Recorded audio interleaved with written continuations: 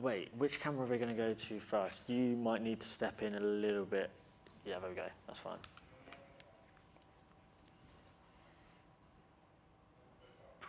Good afternoon. It's 3:30. South Africa, 164. Set a score of 164 with... Hey?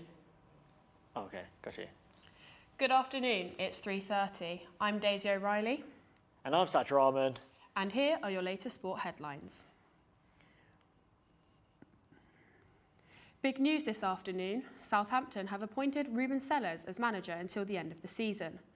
This decision comes ahead of a crucial match between the 20th place Southampton and the 19th place Leeds, where the winner could jump up out of the relegation zone. We have reporter George Venn at St Mary's now to get an understanding of the mood across the road. Yeah, thank you very much, Daisy. I'm here at a pretty bleak-looking Southampton day, but things are looking slightly better now for the footballing side of things, as the club has appointed Ruben Sellers as the permanent manager of the club until the end of the season. But you may be wondering, who exactly is Ruben Sellers? Well, he has coaching experience in Greece, Denmark and Azerbaijan before taking on his role as a first-team coach at Southampton under both previous managers Ralph Hasenhüttl and Nathan Jones. He had his very first press conference today since becoming permanent manager and has some very strong things to say, saying he has the job full-time, it is not just an opportunity and he does not have anything to prove. Well, how does Sellers end up in this position? Well, the club sacked Nathan Jones after just 95 days in charge of the club. And Jones's exit followed defeat by a 10-man Wolves side after the former Luton Town boss oversaw 8 defeats in just 9 Premier League games. Ralph Hasenhüttl was also dismissed here back in November, making Sellers the third permanent manager the club has seen this season alone. Overall, for Southampton, how do things look? Well, as I mentioned, not particularly great at the moment as the club sit rock bottom of the Premier League table on just 18 points. But they are only 3 points off safety with 15 games to go, meaning that Sellers has got a doable job on his hands. Sellers' one-game interim charge came last weekend at Stamford Bridge as they recorded a 1-0 victory over Chelsea, which was only their second league win since October. Ex-Leeds United manager Jesse Marsch was the lead candidate for the job until last week when the talks broke down. Ironically, Sellers' first match as permanent manager is a significant meeting in their fight for survival against that very Leeds United side at Ellen Road. And now we are joined by Saints season ticket holder Evan. Let's talk about last weekend. You were there against the match against Chelsea. How was the atmosphere? Yeah, the atmosphere was probably the best away atmosphere I've ever seen at an away game. It was so positive before kick-off because Nathan Jones was no longer the manager of the club, and everyone was getting behind the team and seeing what we could do before the game. And of course, Ruben Sellers came in, got the victory, and now he's been appointed as the manager. Do you think that maybe if he hadn't won that game that he might not be in a job at the moment? Not from what I've read. He's very highly rated within the club, and the players, as we saw after Chelsea, seem to love him. The fans are behind him, so with 15 games left in the season, there weren't many other options about anyway, so might as well appoint someone they are back already. Now he's in, do you think he'll stay up? I hope so. I think if we can keep putting performances together like we did against Chelsea, keep picking up points, beat Leeds this weekend, relegation rival, 6-pointer. If we can keep doing that throughout the rest of the season, we can definitely stay up for sure. Thank you very much, Evan, for that. Well, Evan's quite confident, but while one local team could be going down, another one may be on its way up. Eastleigh currently occupy the final playoff spot in the National League and face a team directly below them tomorrow with a chance to go 6 points clear with just 13 games left. I ran down to the Silver Lake Stadium to chat to the head of media and communications, Ricky Hart, about the excitement of a potential trip to Wembley. Ricky, another massive game tomorrow against Bromley. What's it been like, firstly, to be a part of such an exciting campaign? Yeah, no, it's been good. It's been exciting. I think it's very fortunate to be in a position where I'm at part of the media team at a club that's doing well this season. Every result, you have good things to tweet about, good content to be making, rather than a sort of downbeat timeline, which is a lot better. But yeah, like you say, massive game tomorrow. If we win this, we go 6 points clear of Bromley. We're in the playoffs as it is. It would just sort of build the gap a little bit, which I think we've needed. It's taken a lot to get into the playoffs, so hopefully it'll be good to keep our position here against a team that are one place below us and 3 points behind us. In midweek, 1-1 going into the 80th minute, then Danny Whitehall pops up with that absolute worldie. What was it like watching it from the stands? Yeah, unbelievable. I'm sort of a bit frustrated at the time, sort of not really expecting us to get anything. If I thought it was going to go anyone's way, it was going to be their way. They'd hit the post just previously, missed an absolute sitter, had a goal disallowed for offside. I thought it was going their way, but Danny Whitehall pops up, takes a touch from the outside of his foot and hits it first time on the volley from about 30 yards out. Absolutely disgusting goal. It was excellent, and I didn't know what to tweet, so a spam of letters just made it onto Twitter. So brilliant goal, and what a way to win the game. And as you said, there's 4 wins on the bounce now, in good form. 13 games left after tomorrow's game, 6 points. With Wembley around the corner, are you looking that far ahead, or are you trying to take one game at a time?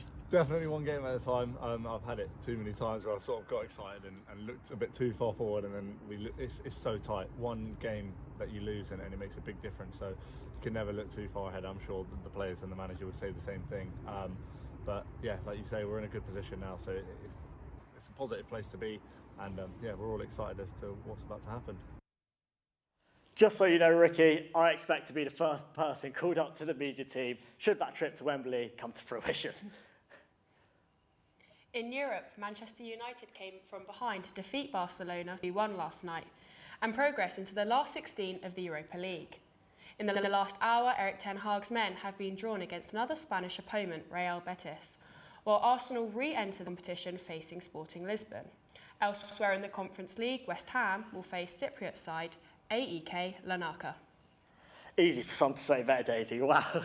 But in tennis, Andy Murray has taken thought to play his first semi-final since last June. And he's taken the first set against Yuri Lehecka, 6-love. Impressive for someone that's 35 years old and got a medal hit, if I do say so myself. The winner will face Daniil Medvedev or Felix Auger-Aliassime on Sunday. On the women's side, England have commenced play in the Women's T20 World Cup semi-final. South Africa score a set of 1-6-4 and England are currently 84-2. The winner will play Australia in Sunday's final after their 5-run win over India in Thursday's semi-final. And on to the men then, they've done fairly well themselves. Last night, Harry Brooks' impressive start to his international cricket career continued. Brooke hit a career high of 184 not out to put England on top in the second test against New Zealand. That feat means he has equalled Don Bradman's record of scoring 4 centuries in his first 6 tests. He hit 3 figures last night, and I've got 3 syllables. Amazing. Play continues tonight at 10 p.m. Rugby now. It has been confirmed the huge Six Nations clash between England and Wales will take place, despite unrest and strikes threats amongst the Welsh camp. Wales captain Ken Owen said players are now satisfied, and further talks with the Professional Rugby Board came to a close on Wednesday. In motorsports, F1 drivers are back on track for the second day of testing in Bahrain. Carlos Sainz is atop of the timesheet with the fastest lap of the week as things hot up before the 2023 season gets back underway next weekend. Head of player engagement at Kick It Out, Troy Townsend, spoke to Solent University students this week. His talk highlighted the existing issues with racial discrimination in football and how the Kick It Out charity are trying to eliminate all forms of discrimination out of the game.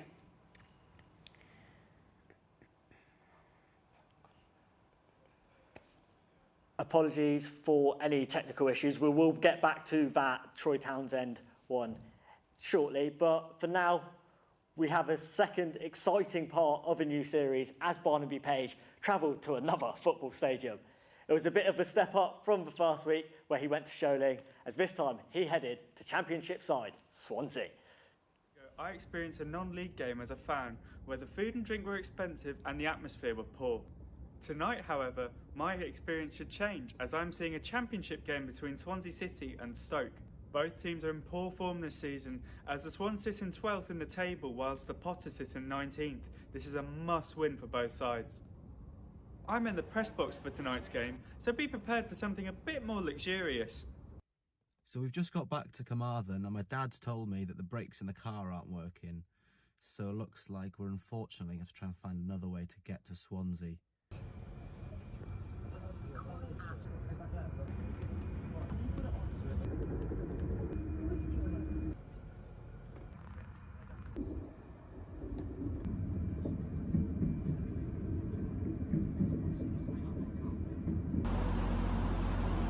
So here we are at the Swansea.com stadium. After getting my accreditation and eating some wonderful free food, it's time to make my way to the press box and fully set up. As fans fill the stands, it's eventually time for kickoff. 2 minutes in, the Swans take the lead through Morgan Whittaker, and the goal has had the fans in a good mood. Minutes later, Stoke equalise and take the lead, with both goals coming from captain Josh Laurent. This got the Stoke fans feeling chirpy and led to a back and forth between the Swans fans, where the home side fans reminded them who they are. At half-time, George is giving a roundup on the game. As the minutes ticked by, the fans became frustrated and started to leave. This led to Stoke fans singing Delilah, while the Swans fans were wondering why.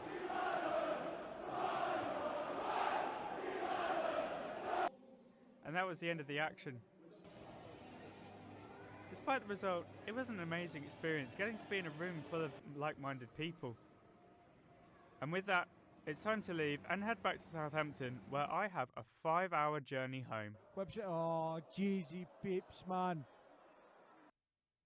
And finally, Conor Minnis spoke to a local Hampshire oval racer, Toby Foreman, about how he got into the sport and the impact motorsports has had on his social life.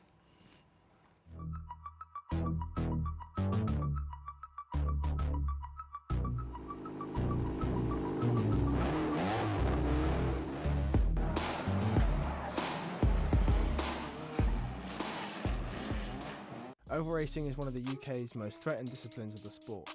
If you haven't heard of it before, this is what it's all about.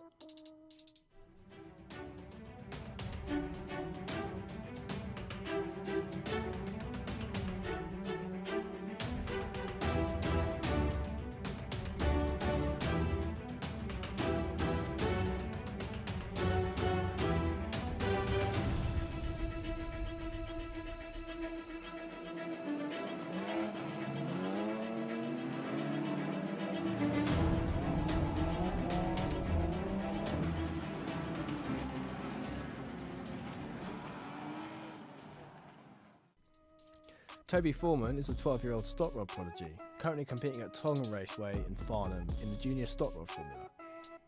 My name is Toby Foreman. I race junior hot rods at Tongham, and I'd say my favourite track is Eastbourne just because of the atmosphere. Oval racing is a family affair. From building the cars to racing them, everything is done together as a family unit. I've made a ton of friends throughout racing, ones that race alongside me, and that is in this yard.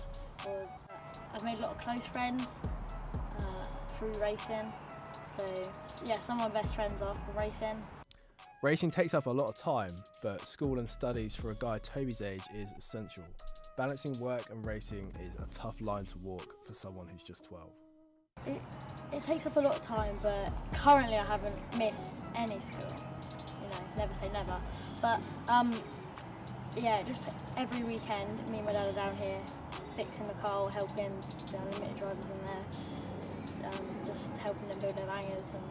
For kids like Toby, racing is a way to learn the skills around motoring and the automotive industry to prepare them for later in life. It's taught me kind of patience, because I didn't get it at first, and then I had to persistently or constantly, you know, go down fields and try and change gear or like use the clutch perfectly to pull away.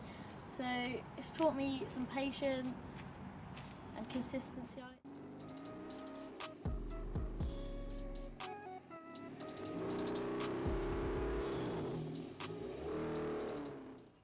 I can't imagine what he'll be like on the roads when he finally gets his licence. Unfortunately, we can't recover the Troy Townsend chat, but me and Daisy were actually there. And Daisy, it was really interesting, don't you think? It was a very inspiring chat. I think for a young girl being there, one of the only girls, it was really nice to see what the charity is doing. Only 13 people are working behind that charity as well. Crazy, isn't it? And yeah, really trying to push sexism and every discrimination out of the game of football.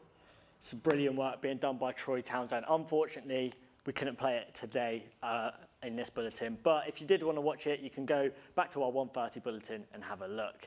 That is all that from us for now. We'll be back in a fortnight. I've been Sajraman. And I've been Daisy. Thank you. Bye.